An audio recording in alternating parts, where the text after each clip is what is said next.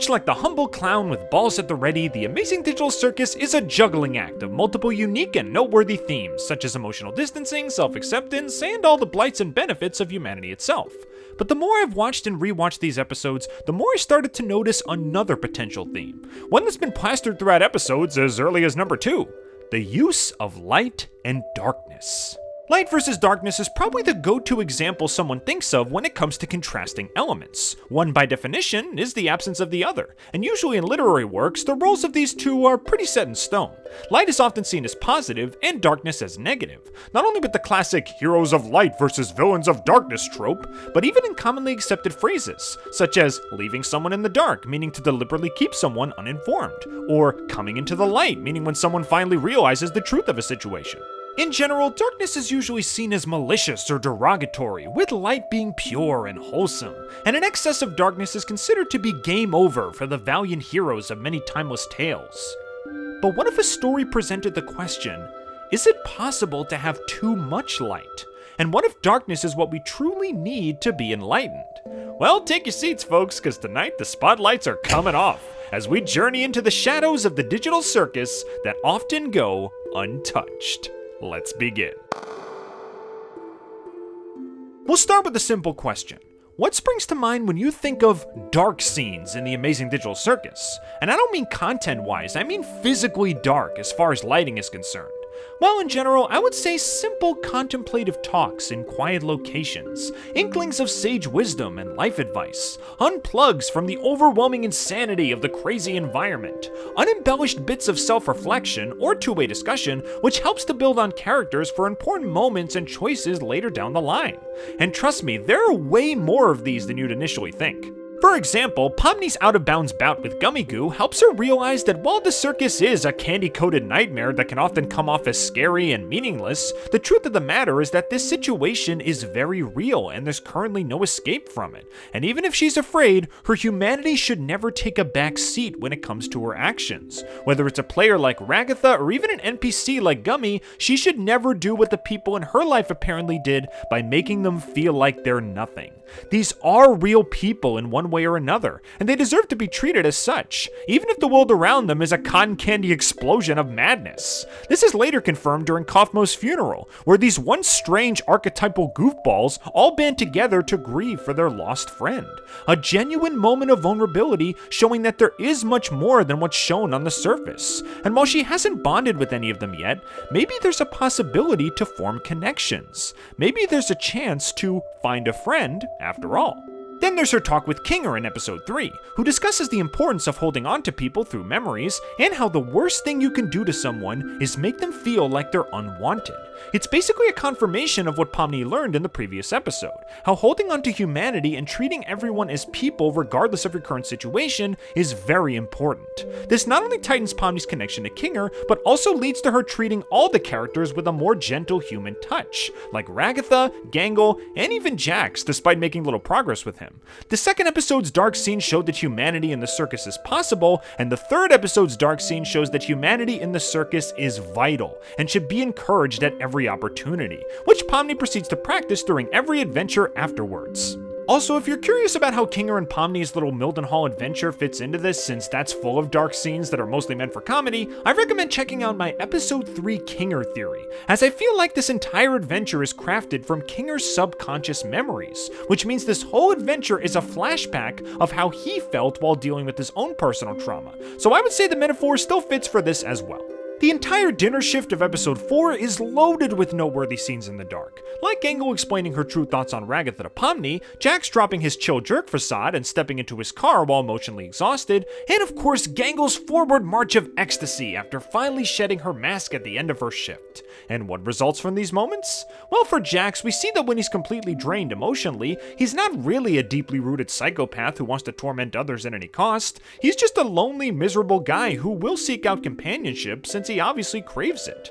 And I think that little head slam on the steering wheel while alone in his car might show him questioning whether or not he can keep this act up. Because when all the goofy antics stop and he's faced with untainted reality, he realizes that he's forever alone. And that sucks. As for the other two, Pomni sees just how much Gangle is struggling while trying to feign normalcy, so she allows Gangle to go home early at the end of the day, putting into practice the lesson that Kinger solidified for her in the previous episode, and showing yet another positive step forward for her character.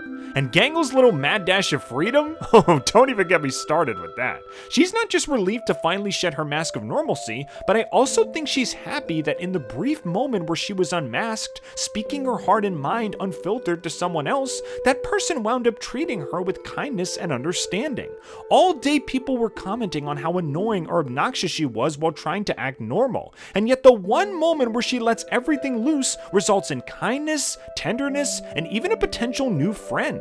This moment is just pure jubilation after realizing that the real her is not only acceptable, but preferred. Well, until she gets hit by a truck at the end, but we'll talk about that later.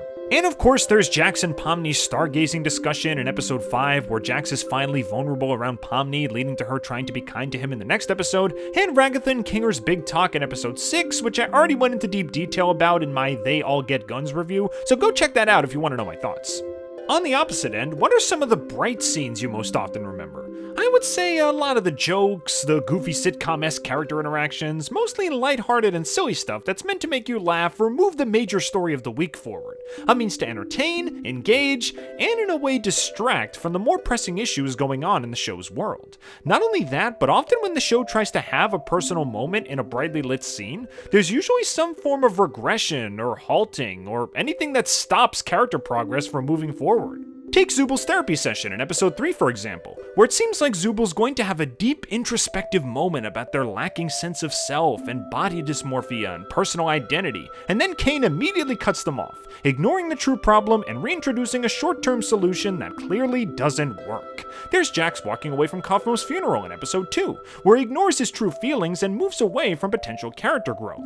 Gangle getting hit by a truck in episode 4, where her celebratory moment in darkness is immediately ended by a flash of bright light. She was just willing to accept the possibility that the real her is what people truly want, only for her to stumble in front of a moving vehicle and flash right back to her gloomy reality, possibly sending the message that if she does let the real her out 24/7, something dangerous and painful could happen, which makes her want to regress again. Jax and Pomni's various talks in episode 6, where Jax is not only gatekeeping his true emotions, but is trying to regress Pomni's development while distracting from the real issues surrounding himself. Even the bar scene in episode 5, which you'd think would be an exception to this rule since it's well lit by neon and everyone is talking about themselves, still surprisingly fits into this category. Sure, we have Gangle and Pomni revealing their backstories, but they don't really progress as characters in this scene. They just give us facts about themselves, which is good for the audience, but doesn't really change the cast all that much. Pair that with Jax turning his backstory reveal into a complete joke, and Ragatha attempting to be real only to immediately stop when she gets some awkward glances, and you once again have a scene where forward momentum on development is either halted or stalled. Not to mention Caine just abruptly ending the whole thing out of nowhere, which doesn't help matters at all. Speaking of which, I think we can all agree that Caine, the omnipotent ringmaster of the circus who always has the lights on him, is the absolute king of stopping character progression. We already talked about stuff like the therapy session with Zooble and the truck hitting Gangle, both of which he had a hand in, but there are even more blatant examples, like when he literally halts one of Jax's rare moments of vulnerability and just transitions to a bunch of flashing lights and colors, quickly ending something deeply human with just a snap of his fingers. Now I know that Caine isn't doing any of this out of malice. He's an AI that doesn't understand human interaction and was created with the singular goal of creating fun adventures to entertain players. And all of these actions are either him following his code and player feedback to make what he thinks is a fun experience for them, or questioning why he's failing at his sole purpose despite doing all he can to live up to it. But regardless of his intentions, he is actively destroying opportunities for the circus members to discover something about themselves with his wacky quests, elaborate shows, and mile-a-minute nonsense, all presented with bright stage lights and goofy cartoon movements that do nothing but momentarily capture attention. Overall, the main thing I'm sensing here is that moments primarily set in darkness give us a glimpse into harsh yet grounded reality, while the brightly lit scenes are more focused on distracting the cast and the audience from reality. Which brings me to the big light versus dark motif that I feel the show embodies. Light as distraction, and darkness as self-discovery. Not only does this concept flip the usual narrative conventions of light and darkness, with darkness being seen as positive and vice versa, but when you apply a real-world lens, it hits closer to home than the big tops during a softball game. When the word distraction comes up in regards to daily life, what do most people think of? I'd imagine something like a video game or a TV program or anything that just gives you a break from the struggles of the real world. And honestly, there's nothing wrong with taking in a show or seeking entertainment when the humdrum of reality sets in. Heck, if I criticized you guys for playing video games, I'd be such a hypocrite that Jax could hunt me down during Poacher's Paradise. But problems arise when a small break from reality becomes your reality. When you refuse to unplug and perpetually stay in a world of non-stop escapism to avoid your real problems.